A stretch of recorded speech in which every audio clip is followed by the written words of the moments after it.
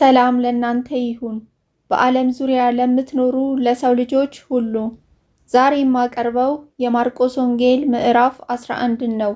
ኑ አብረን እናንብብ። ምዕራፍ 11 ወደ ኢየሩሳሌምም ከደብረ ዘይት አጠገብ ወዳሉት ወደ ቤተፋጌና ወደ ቢታንያ በቀረቡ ጊዜ ከደቀ መዛሙርቱ ሁለቱን ልኮ በፊታችሁ ወዳለችው መንደር ሂዱ፣ ወዲያውም ወደ እርሷ ገብታችሁ ከሰው ማንም ገና ያልተቀመጠበት ውርንጫ ታስሮ ታገኛላችሁ፣ ፈታችሁ አምጡልኝ።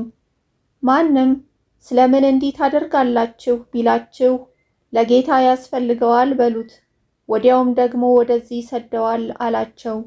ሄዱም፣ ውርንጫውንም በመንገድ መተላለፊያ በደጅ ውጭ ታስሮ አገኙት፣ ፈቱትም። በዚያም ከቆሙት አንዳንዶቹ ውርንጫውን የምትፈቱት ምን ልታደርጉት ነው አሏቸው። እነርሱም ኢየሱስ እንዳዘዘ አሏቸው። ተዋቸውም። ውርንጫውንም ወደ ኢየሱስ አመጡት፣ ልብሳቸውንም በላዩ ጣሉ፣ ተቀመጠበትም። ብዙ ሰዎችም ልብሳቸውን በመንገድ ላይ አነጠፉ፣ ሌሎችም ከዛፍ ቅጠሎችን እየቆረጡ ያነጥፉ ነበር። የሚቀድሙትም የሚከተሉትም ሆሳዕና በጌታ ስም የሚመጣ የተባረከ ነው፣ በጌታ ስም የምትመጣ የአባታችን የዳዊት መንግሥት የተባረከች ናት፣ ሆሳዕና በአርያም እያሉ ይጮኹ ነበር። ኢየሱስም ወደ ኢየሩሳሌም ወደ መቅደስ ገባ። ዘወር ብሎም ሁሉን ከተመለከተ በኋላ ጊዜው መሽቶ ስለነበረ ከ12ቱ ጋር ወደ ቢታንያ ወጣ። በማግስቱም ከቢታንያ ሲወጡ ተራበ። ቅጠልም ያላትን በለስ ከሩቅ አይቶ ምናልባት አንዳች ይገኝባት እንደሆነ ብሎ መጣ። ነገር ግን የበለስ ወራት አልነበረምና መጥቶ ከቅጠል በቀር ምንም አላገኘባትም። መልሶም ከአሁን ጀምሮ ለዘላለም ማንም ከአንቺ ፍሬ አይብላ አላት። ደቀ መዛሙርቱም ሰሙ። ወደ ኢየሩሳሌምም መጡ።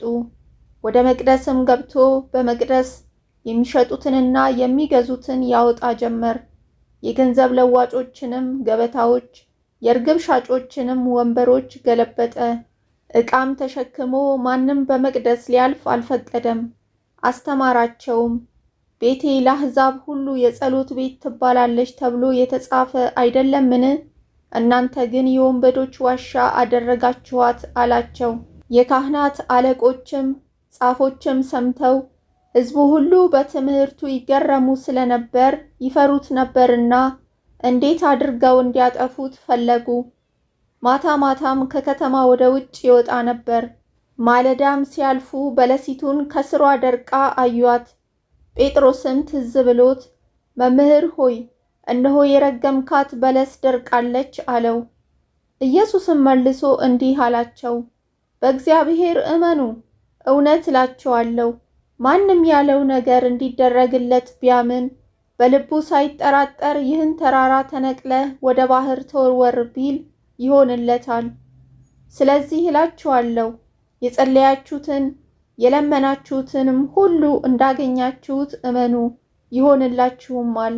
ለጸሎትም በቆማችሁ ጊዜ በሰማያት ያለው አባታችሁ ደግሞ ኃጢአታችሁን ይቅር እንዲላችሁ በማንም ላይ አንዳች ቢኖርባችሁ ይቅር በሉት።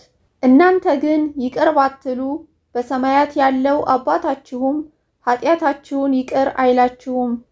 ደግሞም ወደ ኢየሩሳሌም መጡ። እርሱም በመቅደስ ሲመላለስ የካህናት አለቆችና ጻፎች ሽማግሌዎችም ወደ እርሱ መጥተው እነዚህን በምን ስልጣን ታደርጋለህ? ወይስ እነዚህን ለማድረግ ይህን ስልጣን ማን ሰጠህ? አሉት። ኢየሱስም እኔም አንዲት ነገር እጠይቃችኋለሁ፣ እናንተም መልሱልኝ።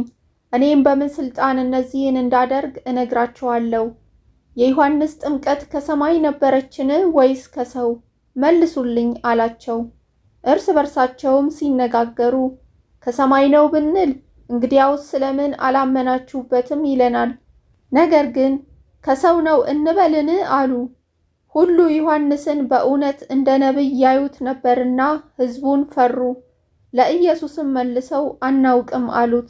ኢየሱስም እኔም በምን ስልጣን እነዚህን እንዳደርግ አልነግራችሁም አላቸው።